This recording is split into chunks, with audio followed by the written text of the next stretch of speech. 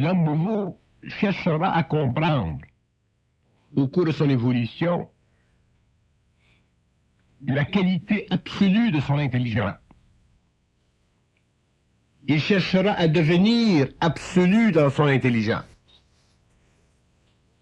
Il voudra que son intelligence soit sentie, perçue, comme étant l'expression de quelque chose qui n'est pas conditionnable, de quelque chose qui est réel, de quelque chose qui ne change pas, de quelque chose qui est centré quelque part en lui-même et qui lui donne cette qualité absolue, c'est-à-dire cette façon de vivre, de parler, de trancher, qui n'est pas subjective et fondée sur une attitude, mais réelle dans un sens qui dépasse la simple définition psychologique de ce terme.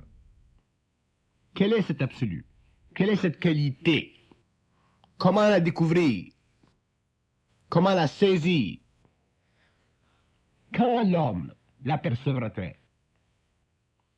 Pour que l'être humain en arrive un jour à sentir l'absolu dans son intelligence, il lui faudra que son intelligence soit élevée à un niveau universel.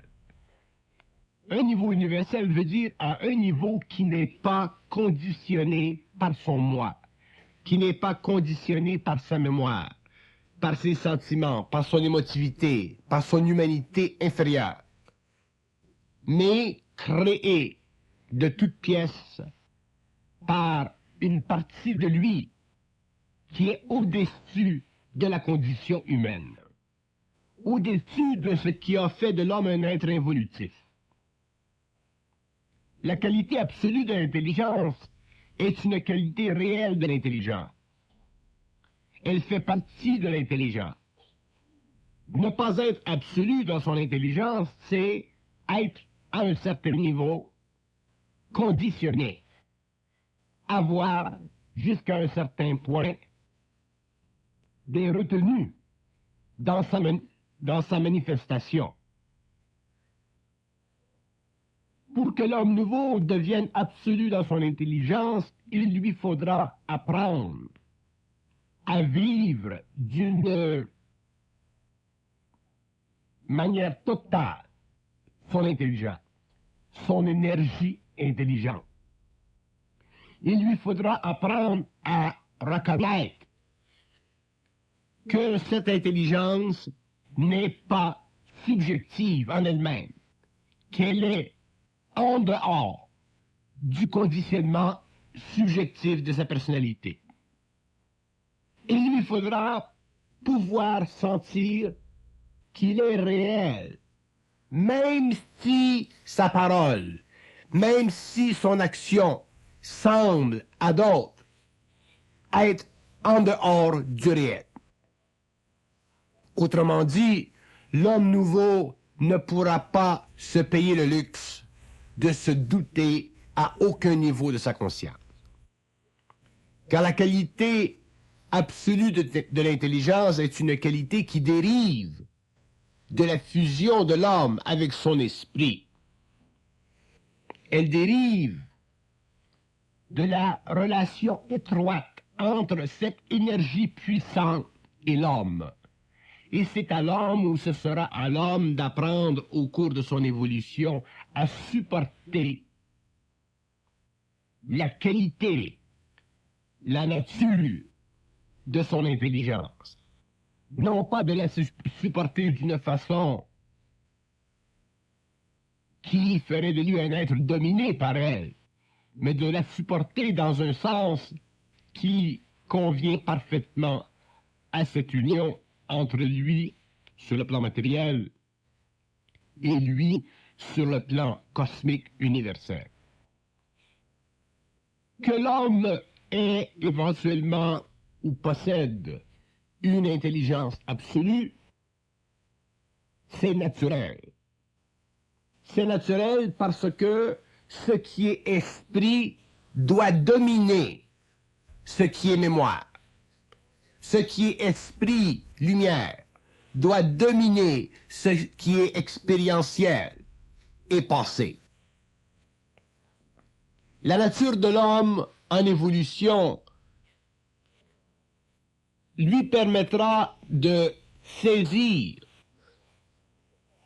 qu'être absolu dans sa conscience ne veut pas dire être absolu en attitude, mais être capable de supporter la pénétration de sa lumière à travers l'ego sans subir cette pénétration, sans en souffrir, sans en être subjugué à cause de certains voiles ou de certaines illusions. Autrement dit, être absolu dans sa conscience ramènera l'homme à réaliser qu'il est un canal. Et étant canal, il devient naturellement une expression facile pour cette énergie qui passe d'un plan supérieur vers un plan plus matériel. Mais être absolu dans sa conscience, ce n'est pas facile, parce que l'homme possède encore beaucoup de mécanismes en lui qui font partie de sa personnalité et qui sont teintés par sa personnalité. De sorte que, pour qu'il soit réellement absolu, il ne faut pas qu'il y ait de contrefaçon à cette intelligence. Elle doit être parfaite, elle doit être pure, elle doit être sans coloration. Sinon, nous n'avons pas un homme réel, nous avons plutôt un être machiavélique. Ce qui a retardé l'homme dans son évolution, c'est justement le fait qu'il n'a pas pu être absolu. Si l'homme avait pu être absolu au cours de l'évolution, il en serait aujourd'hui à un stage très très avancé dans sa conscience, dans son intelligence et dans sa fusion. Mais pour devenir absolu, l'homme avait besoin de clés. L'homme avait besoin de comprendre d'abord la puissante affection qu'il a pour la conscience collective, pour les valeurs de la conscience collective, pour les modes de pensée de la conscience collective. L'homme, sans s'en rendre compte, avait énormément de liens avec cette conscience, et au lieu de se nourrir lui-même, de grandir en lui-même, par lui-même, pour lui-même, d'une façon universelle, il diminuait, devenait plus petit par rapport à la conscience collective, et c'est ainsi qu'il perdit sa qualité d'être absolu dans sa conscience, autrement dit de manifester une intelligence absolue. Il ne faut pas croire que posséder une intelligence dite absolue veut dire que l'homme deviendra absolument intelligent. Ce n'est pas pareil. Posséder une conscience absolue veut dire être capable d'une façon inconditionnée de rendre sur le plan matériel ce qui doit être rendu par l'esprit de l'homme. Tandis que posséder une intelligence absolue est une sorte de glorification du mental humain, et ceci est une illusion parce que l'absolu ne peut pas être rendu à l'homme en fonction de sa conscience que par rapport à sa relation universelle avec le double. Donc, si la relation universelle entre l'homme et le double doit se manifester d'une certaine façon, c'est cette façon qui doit devenir absolue. C'est cette façon qui doit devenir parfaitement réalisée. Il ne s'agit pas pour l'homme de quantifier l'absolu, puisque l'absolu n'est pas quantifiable, il est simplement qualifiable.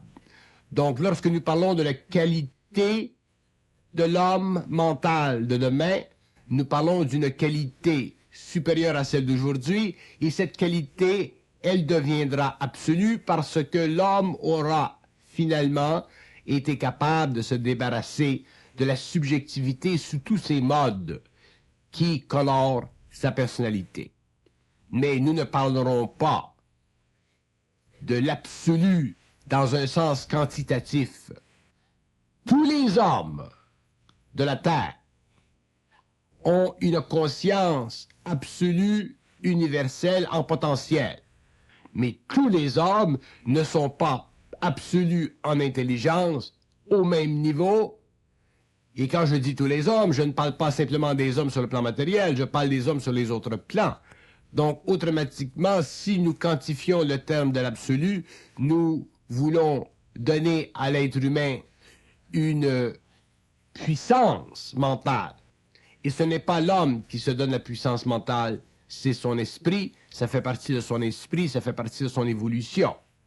Donc ce n'est pas la qualité quantitative de l'absolu que nous recherchons, les hommes de la Terre, c'est plutôt la qualité pure, la qualité de l'esprit naturel chez l'homme que nous recherchons. Et c'est de cette qualité que nous découvrirons dans l'avenir que l'homme nouveau doit ou deviendra absolu dans son intelligence. Il ne sera pas conditionnable. Autrement dit, son canal sera parfaitement ouvert. Il n'y aura pas de contrainte, de constriction dans le canal bâti entre lui et sa source. Et c'est ainsi que l'homme sera absolu. Il sera le centre même de cette énergie qui est sienne sur les autres plans. Et il manifestera sur le plan matériel cette même énergie dans une configuration qui sera parfaite. Ce n'est pas à l'ego de décider si l'énergie de l'intelligence de l'homme elle est parfaite. C'est à l'esprit, parce que l'énergie de l'intelligence vient de l'esprit. Si l'homme est capable de supporter la nature de cette intelligence venant de l'esprit, il vivra la qualité absolue de l'intelligence. Si nous commençons à regarder dans la qualité absolue de l'intelligence pour y trouver des paramètres de vérité ou de mensonge, nous perdons notre temps. Parce que l'esprit dans l'homme prime d'abord. L'esprit dans l'homme a ses raisons, il a ses visions, il a ses buts, il a ses plans. C'est à l'homme de pouvoir le canaliser d'une façon parfaite. Et c'est alors que nous dirons que l'homme possède une intelligence absolue. Il y aura toujours le danger dans cette conscience de l'absolu, de l'intelligence de l'homme nouveau, de croire que nous avons absolument raison dans un sens personnel. Ceci est une grave illusion. Il ne s'agit pas pour l'homme conscient, allant vers la fusion, d'avoir raison dans un sens personnel, mais il s'agit pour l'homme en évolution d'atteindre un niveau de conscience suffisamment ajusté à son double pour que, avec le temps, la nature de son intelligence se stabilise et qu'elle devienne ainsi permanente dans sa qualité équilibrée pour que nous puissions ensuite bénéficier de la qualité absolue de l'intelligence sans en souffrir, parce que ce n'est pas en fonction de l'homme que son intelligence deviendra absolue. Ce sera toujours en fonction de son esprit. Mais l'homme, au cours de l'évolution, ne connaissant pas les lois de l'intelligence, ne connaissant pas les lois de l'énergie, pourra facilement croire en l'absolu de son intelligence, alors qu'il aura encore des choses à apprendre. Il ne s'agit pas pour l'homme de chercher, dans sa conscience absolue, le réel de la forme, mais le réel de l'énergie. C'est là que l'homme pourra faire erreur. Si l'homme cherche le réel de la forme, dans sa conscience absolue, il fera des erreurs et il sera amené à l'esprit, à une sorte de confrontation entre l'ego et la réalité. Mais si l'homme véhicule le réel de son énergie, le réel de sa vibration, à ce moment-là, il devient absolu dans sa conscience, mais il est absolu dans sa conscience d'une façon qualitative, dans ce sens que il canalise son énergie d'une façon parfaite. Mais par contre, s'il cherche à être absolu dans la forme, il voudra donner, sur le plan de l'ego, une valeur à la qualité absolue de son intelligence. Et l'esprit le réajustera.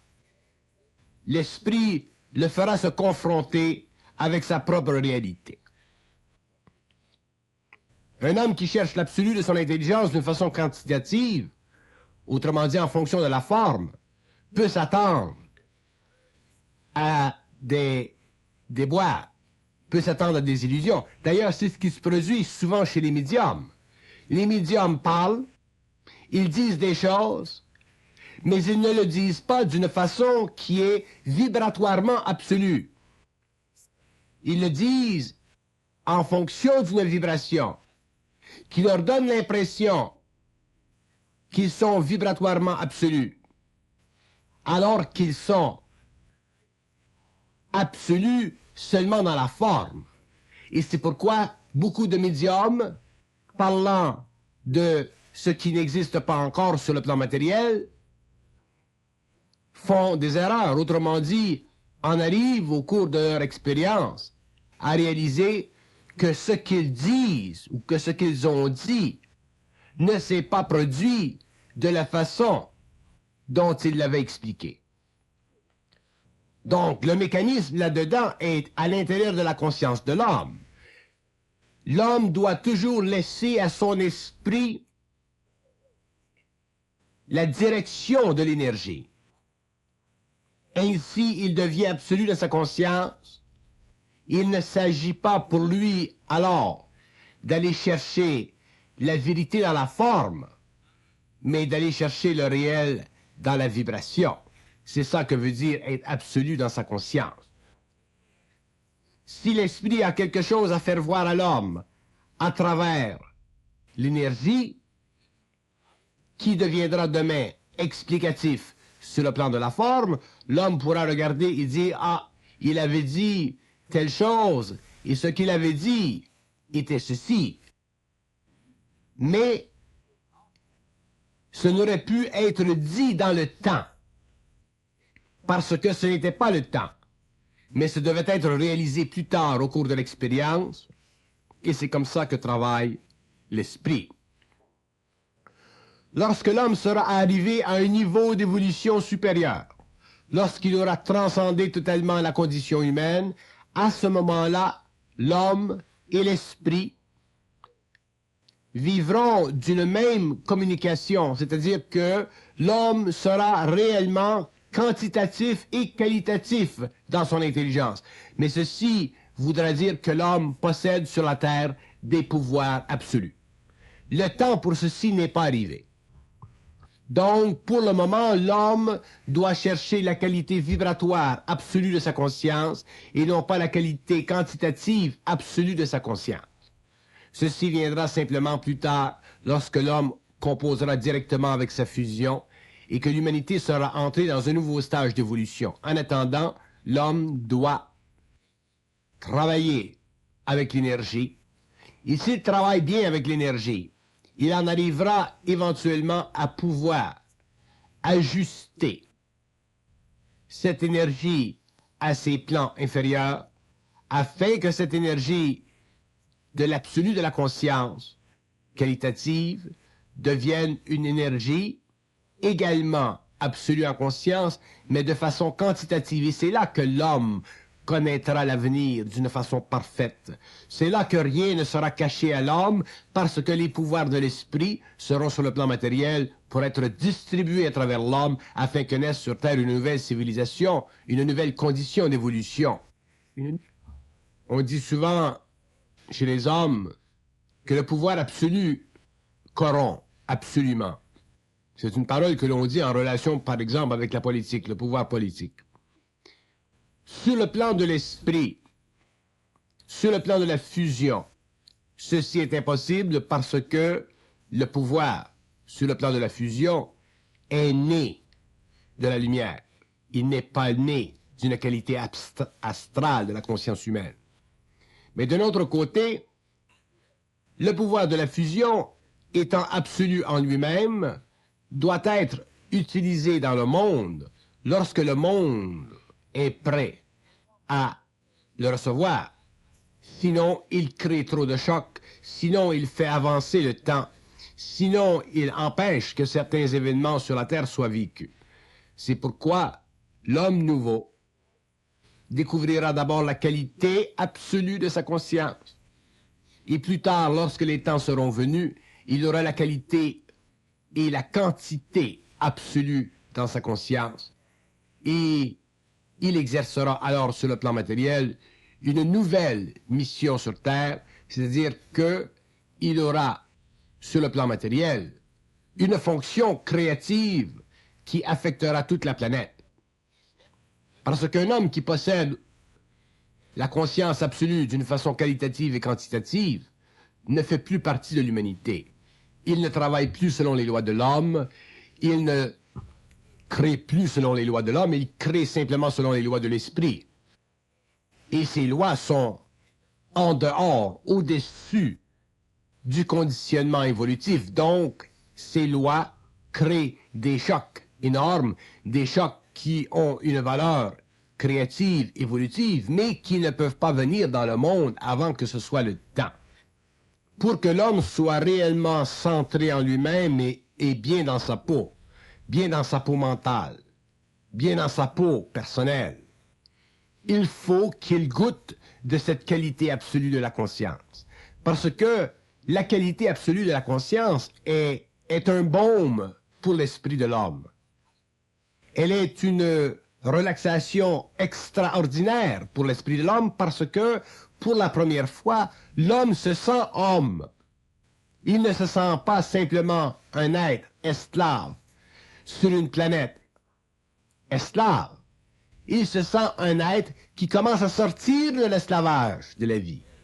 Il commence à se sentir en vie. Il commence à se sentir en lui-même. Il commence à se sentir à travers lui-même. Tout vibre en lui. Sa conscience devient comme un processus d'osmose. Il devient intégral. Il commence à sentir ce qu'il ne sentait pas avant de lui-même. C'est comme si l'homme, auparavant, était mort et qu'il devient lentement vivant. Donc, cette qualité d'absolu de la conscience est très importante pour lui. Et l'homme qui est conscient d'une façon absolue sur le plan de la qualité n'a pas besoin de la quantité.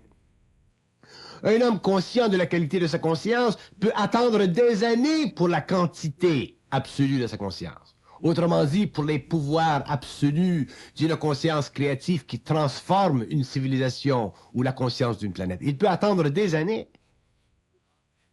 Mais déjà, il est, sur le plan individuel, bien. Il vibre. Il est en vie. Il se sent. Il se sent en dehors de la masse. Il commence à percevoir sa propre territorialité. Il commence à sentir son propre psychisme. Il n'est pas simplement quelque chose dans un corps biologique qui se meut avec un peu d'esprit, avec beaucoup de souvenance, pour transparaître comme étant de la façon, de la personnalité, de la contrefaçon. Il est réel, il devient de plus en plus réel. Vivre devient de plus en plus intéressant parce que c'est constamment absolu d'une façon qualitative. C'est ça, la qualité absolue de l'intelligence humaine. Mais si les hommes recherchent la quantité dans l'absolu, ils feront erreur parce que c'est l'ego. C'est le corps de désir de l'homme qui veut devenir quelque chose. L'homme n'a pas à devenir quelque chose ou quelqu'un. L'homme n'a qu'à devenir réel. S'il devient réel, il deviendra quelque chose et quelqu'un, naturellement, avec le temps. Mais d'abord, il doit devenir réel. Et devenir réel, c'est posséder de plus en plus une intelligence qui fonctionne par rapport à l'équilibre sur le plan de l'énergie entre l'ego et sa source. Qu'est-ce qui définit la qualité absolue de l'intelligence de l'homme? Ce n'est pas simplement la fusion. La fusion, naturellement, crée une qualité absolue dans la conscience de l'homme. Mais l'homme souffre. Si l'homme souffre dans la fusion, il faut qu'il en arrive un jour à ne plus souffrir dans la fusion. Donc, il faut qu'il intègre cette énergie. Et la qualité absolue de cette conscience, en dehors de la souffrance de la fusion, c'est une très grande qualité de vie, c'est un très grand plaisir de vie, c'est une très grande joie de vivre. C'est là que l'homme doit en venir afin de pouvoir ensuite passer au pouvoir de la nouvelle conscience évolutive, au pouvoir du surhomme de demain, mais ceci dans son temps. L'aspect quantitatif viendra après l'aspect qualitatif. Ce dernier est le premier. Il est le plus important parce qu'il révèle l'homme à l'homme. Il révèle l'homme à lui-même. Il donne à l'homme le sens de l'appartenance à quelque chose qui est réel. Et ce réel, c'est lui. Bien que ce réel soit multiple dans ses facettes, dans sa dimensionnalité, il est tout de même unifié à travers un principe de plus en plus développé de fusion, intégré pour que l'homme puisse bénéficier de la qualité absolue de sa conscience sans en souffrir à travers la fusion. Comment l'homme apprendra-t-il à développer cette qualité absolue de la conscience? Il l'apprendra au fur et à mesure qu'il aura le courage, la force, le sentiment de certitude, d'être certain. C'est à travers le développement de la certitude que l'homme en arrivera à vivre, à vibrer de la qualité absolue de sa conscience.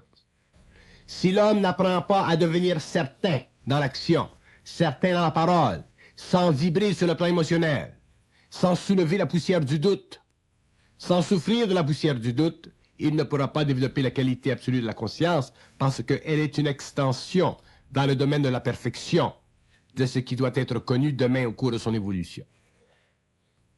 Donc, si la qualité absolue de la conscience est une extension de la certitude, l'homme doit commencer par être certain. Il doit commencer à comprendre, à sentir ce que veut dire être certain. Et c'est à travers la certitude et son développement que l'homme commencera à mesurer la valeur de la relation entre lui et la source. Lorsque la source lui révèle telle ou telle chose, c'est là que l'homme en arrivera à développer un discernement, une lucidité vis-à-vis la source. Parce que l'homme ne peut pas supporter d'être certain et à la fois ou dans un même temps vivre l'incertitude. Ceci pour lui est une souffrance, ou sera une souffrance. Donc lorsque l'homme est certain, déjà il fait partie de la qualité absolue de la conscience. Mais il doit raffiner son certain. Il doit raffiner sa certitude. Il doit devenir certain d'être certain. Et c'est dans ce mécanisme-là, c'est dans cette subtile confrontation avec les voiles de l'esprit qu'il apprendra finalement à ne goûter ou à ne chercher qu'à goûter que de la qualité absolue de la conscience, sans se mettre le nez dans la quantité absolue de la conscience, qui fait partie de la relation entre l'esprit et la forme, et qui donne à l'homme un pouvoir, mais qui ne donnera à l'homme ce pouvoir que lorsque l'homme sera prêt à le vivre, à le rendre et à le manifester dans le monde. L'homme aujourd'hui est au stage de l'évolution de la personne. Il n'est pas au stage de la transfiguration de la conscience humaine sur la terre. Lorsque l'homme possède la qualité absolue de sa conscience, il ne se sent pas en lui-même divisé. Il ne sent pas en lui-même deux êtres. Il ne sent pas en lui-même un être humain impotent, manipulable. Il ne sent pas en lui-même de l'esclavage. Il se sent un. Il se sent total. Il ne subit plus les affronts contre son intelligence pour la transformation de ses corps par l'esprit. Lorsque l'homme ne sent plus son esprit choquer son intelligence, lorsque l'homme sent que son esprit le respecte, c'est parce que l'homme est arrivé à une qualité absolue de son intelligence et qu'il commence finalement à comprendre qu'il n'a pas besoin de vivre de la quantité absolue de l'intelligence, mais qu'il a besoin de vivre de la qualité de cette même intelligence. Donc, à partir de ce temps, l'homme n'a plus à subir l'impertinence de l'esprit qui veut toujours faire reconnaître à l'homme que l'ego est anti-lumière dans sa coloration primitive. La qualité absolue de l'intelligence de l'homme, ce n'est pas une utopie, c'est du réel. D'ailleurs, l'homme peut-il s'imaginer que le réel ne soit pas absolu dans sa qualité, que le réel ne soit pas encore absolu dans sa quantité? D'accord. Qu'il ne soit pas absolu en relation avec la forme. D'accord. Que le réel s'exprime dans le monde dans son temps, d'accord. Mais que le réel, vibratoirement, soit en relation parfaite avec l'homme, c'est absolument nécessaire. Et c'est l'homme qui en arrivera éventuellement à créer en lui-même cette condition.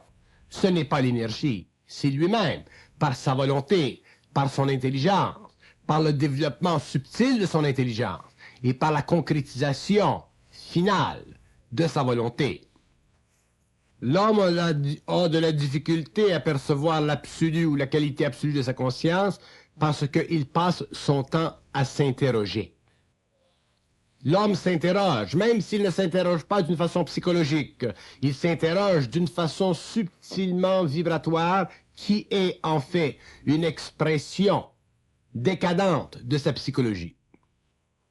L'homme s'interroge. Il ne peut pas dire quelque chose sans s'interroger.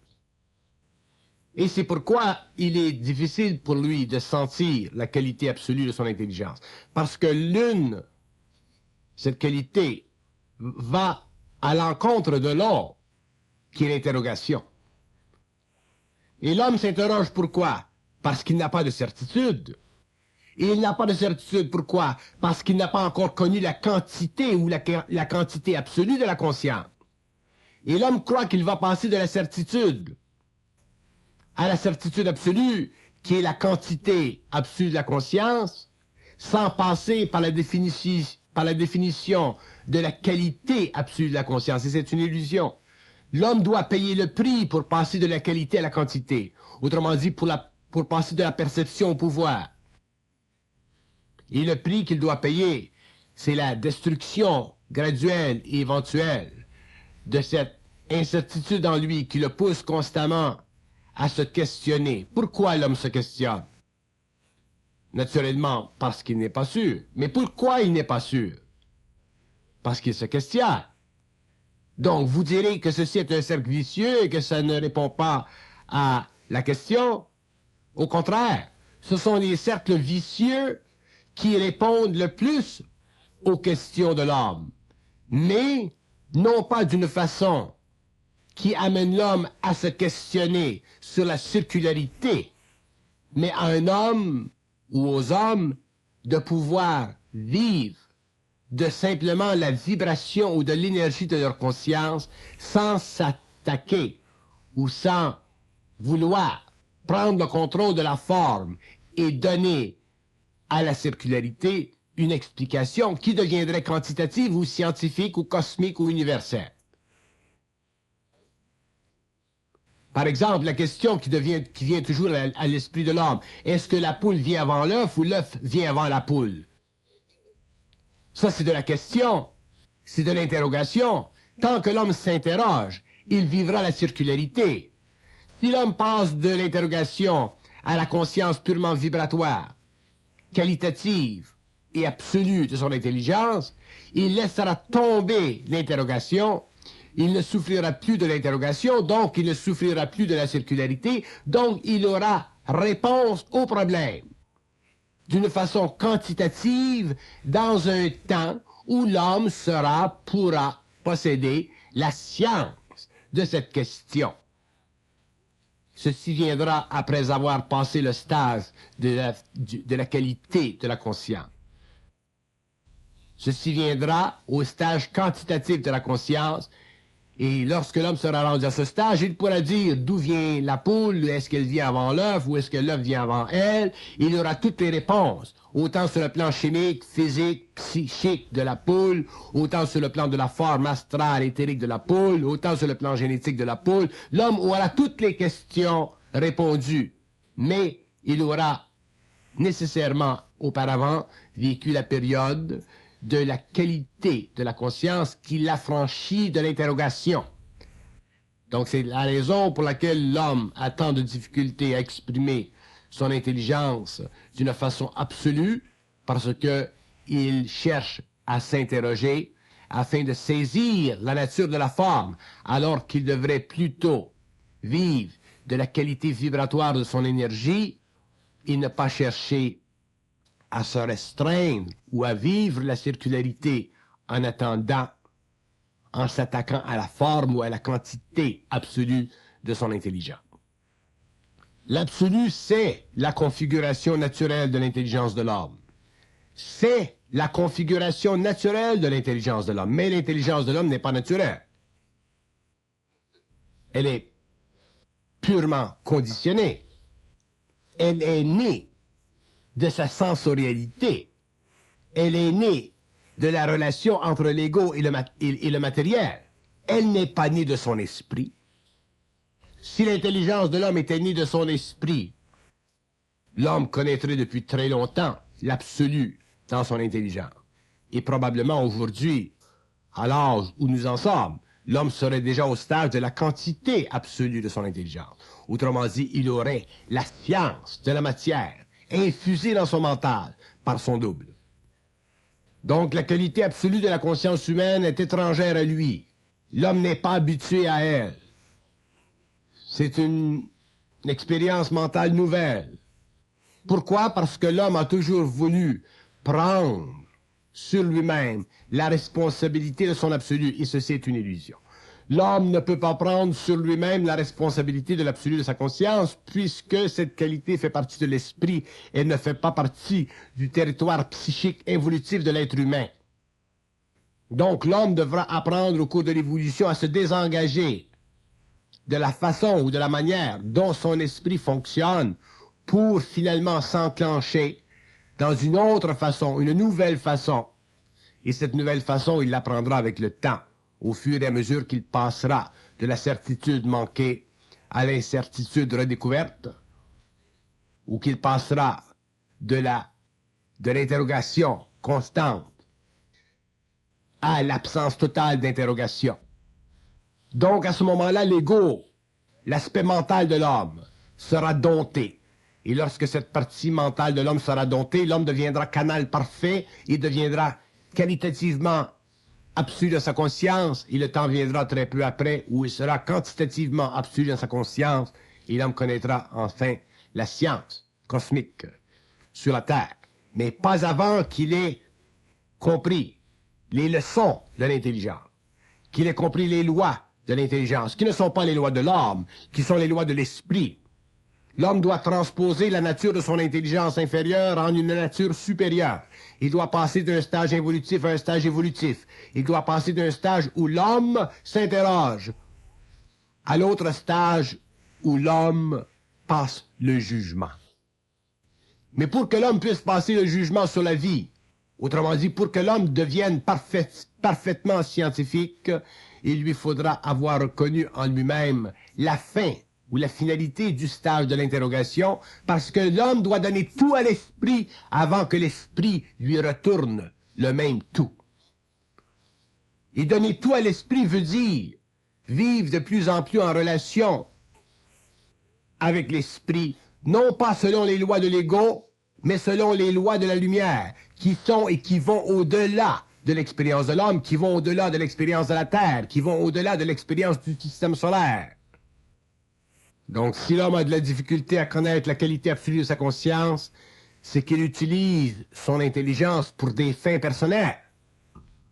Il utilise son intelligence pour des fins personnelles, au lieu de vivre son intelligence pour des fins transpersonnelles, prépersonnelles.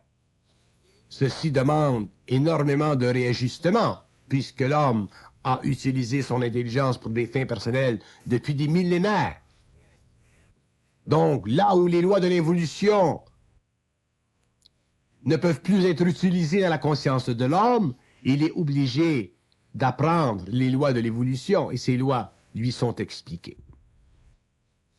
L'homme doit vivre son intelligence pour des fins prépersonnelles, transpersonnelles, mais de plus en plus ajustées à sa conscience personnelle. Et c'est là que l'homme deviendra conscient qualitativement de l'intelligence absolue en lui, et lui, en retour, deviendra créativement absolu à son intelligence, le cercle sera fermé, il n'y aura plus pour lui de circularité, il n'y aura que de la linéarité. Et cette linéarité sera permanente, et ira vers l'infinité, et lorsque les voiles de l'intelligence seront soulevés au-dessus de la conscience humaine, l'homme partagera l'avenir, partagera les plans, partagera la conscience des plans, le secret des plans, les secrets de la vie à tous les niveaux avec la lumière, d'une façon facile et sans rétribution, sans souffrance. Parce que partager la lumière des plans ou l'intelligence des plans avec son double, ce n'est pas simplement une partie plaisante pour l'ego.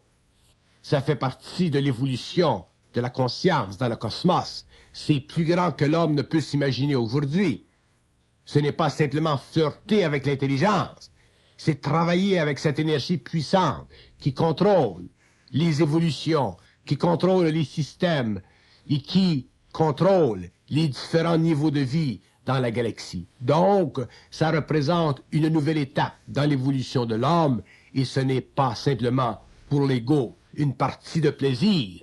C'est simplement, ou ce sera simplement pour l'ego, un nouveau devenir dans l'évolution de l'humanité que l'homme n'a jamais connu. Pourquoi les hommes sont-ils déçus? Du fait que bien qu'ils soient conscients, ils n'aient pas accès d'une façon quantitative à l'intelligence, qu'ils se voient constamment déjoués dans leur intelligence, pour la simple raison qu'ils utilisent leur intelligence d'une façon personnelle. Ils n'ont pas encore appris à se fusionner avec l'esprit. Ils n'ont pas encore compris ce que veut dire fusion. Fusion veut dire unité. Fusion veut dire absence d'égoïcité personnalisée, conditionnable. Fusion veut dire remplacement de l'homme évolutif par l'homme évolutif. Fusion veut dire nouvelle vie, nouvelle loi. Donc, pour que l'homme en arrive à connaître la quantité absolue de l'intelligence, c'est-à-dire pour qu'il ait le pouvoir de la science infuse, science cosmique, il lui faudra passer par le stage de la qualité de l'intelligence, qui est cet aspect en lui qui lui permettra de découvrir la subtile relation entre l'ego et l'esprit, afin d'en arriver plus tard à la concrète réalisation du lien universel entre l'ego et l'esprit. Et plus l'homme est conscient, plus il est sensible, plus il est perceptif, plus il est médiumnique, plus il est télépathe, plus il doit faire attention. Parce que plus il est sujet à tomber dans le piège de la recherche de l'absolu quantitatif de l'intelligence, pour découvrir plus tard que c'était une illusion, que c'était des voiles servant à la transformation de son mental, pour l'amener plus loin dans la réalisation de ce que veut dire l'évolution de la 6e race racine.